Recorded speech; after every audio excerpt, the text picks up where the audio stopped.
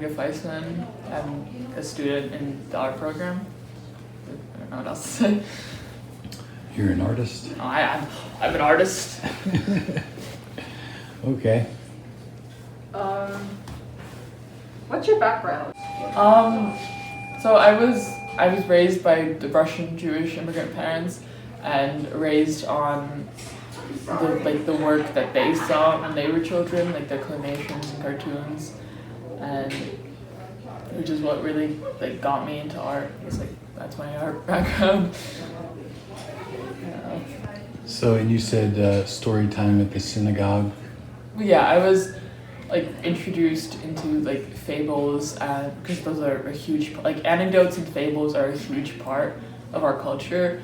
A lot of times on at the dinner table we would just spend hours talking about these stories and jokes and anecdotes. And I was also brought to my Hebrew school on Sundays, before I could really read the Torah. They were just kind of reading us stories and reading us these fables that really interested me. Very cool. So how did this imagery find its way into your art, do you think? Or has it? Or how has it influenced your art? I enjoy these doodles and scribbles that even if they don't mean really much to me, they will mean something to other people. And I enjoy visualizing these myths in my head and trying to draw them out. I would, in the margins of notebooks and at Hebrew school, they were telling us stories, and I would doodle a little drawing to it. And I guess that just carried into how visual and grabbing I want my art to be, and even just doodling these things that mean many other things to other people. I don't know if that makes sense. Awesome. What material aspect of your work makes a comment on current events or societal issues? So one thing I do with my art, it's not featured here, but I have this piece with a boy sitting on a garbage pile, and he has Burger King crown, and there's these doodles and apparitions around him, commenting on the situation. And I kind of use those doodles and A, to make it more visually popping, but also to add commentary and to add they're literally having a conversation in the margins. I think on that one they're asking what's with the sky and the bottom of it. And then I have one with a tiger perched above a door in a child's bedroom, and which is supposed to represent childhood escapism. And it's the tiger and the doodles around the door asking what happened to your potential, you could have just to add these commentary. So it's maybe a statement on pressure and anxiety? Yeah, I think I carry that into a lot of my work, just because that's a topic that speaks to me, as a high school student who struggles with anxiety, and just also with other messages that someone might apply to that, with the boy in the garbage.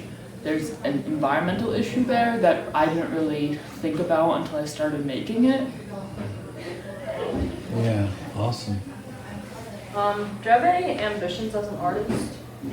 I would like to take my art to another level. I would like to pursue graphic design and art as a college major, so I would like to learn how to do more digital art and how to draw comics and bodies and people, and just kind of explore different mediums like that.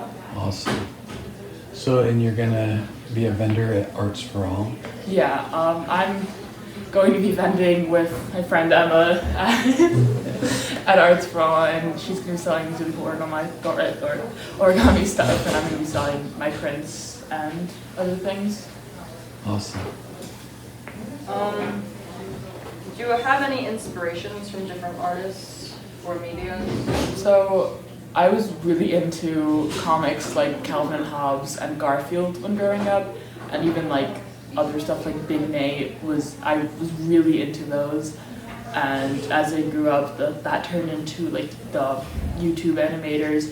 I was really into Jaden's animations and Odd Ones Out and those, and then there's a whole area on YouTube, which is just these like thesis films for these art students, like Cal Arts. Like their seniors do thesis, and there are these like 2 to 5 minute like drawing stories, and there's like a ton of them on YouTube. They're all like, if you search up Cal Arts. And you're just telling me this now? I mean, you haven't asked me for it, but they're really cool. Like I used to watch so many of them just over and over. Like these like really interesting, compelling stories in these 2 to 5 minutes. Awesome. What techniques do you study or admire? So I really like collage art and like visual pop art. I'm really into like Keith Haring and those like pop art, like not, you know. And I would like to like bring more of that like cartoony poppy style, but over like realism like some artists do. What genre does your work fall into? Depends on which piece. I think obviously some collage stuff, and I have a lot in my portfolio of that. And I don't really know what genre. I'm just kind of making stuff. Mm-hmm. So can you tell us maybe some specifics about these pieces? Like, what's the story behind the moth, the cat lady, and is there like a narrative that you can tell us?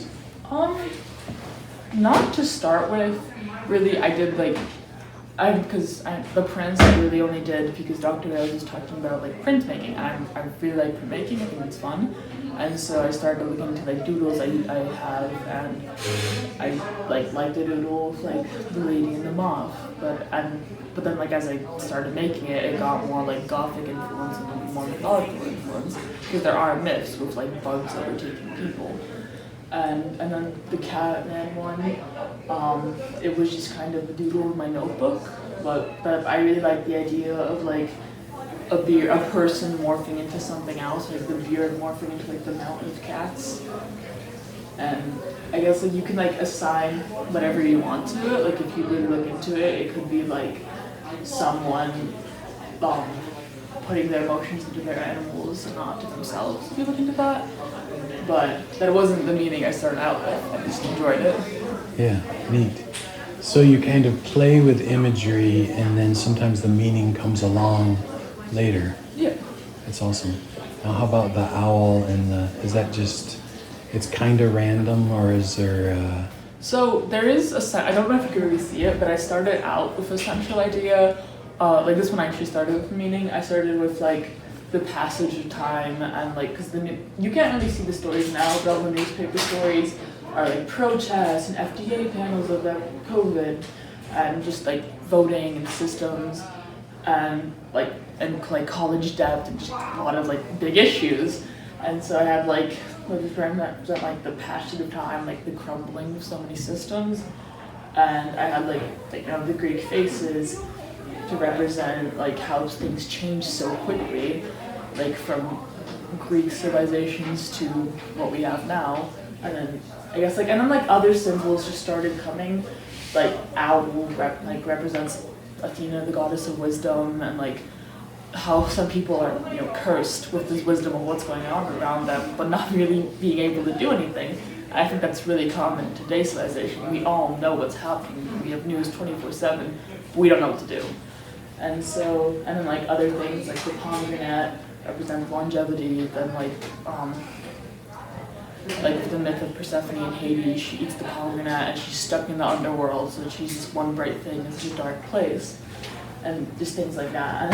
But like the stickers are there just for fun. The tiger's there because I like doing tigers. But so it's like a mix of just things I like doing and the message. Yeah, and then you've got the letters. The help me. Oh. And it's supposed to be like, I saw me. Okay, help me. And so they're like literally like the passage, like the things that have been buried are crying out for help because everything is spiraling out of control. Nice. Is the idea I had. I don't know if it's right. It's amazing. Yes, very good. So thank you for sharing your art with us. Good.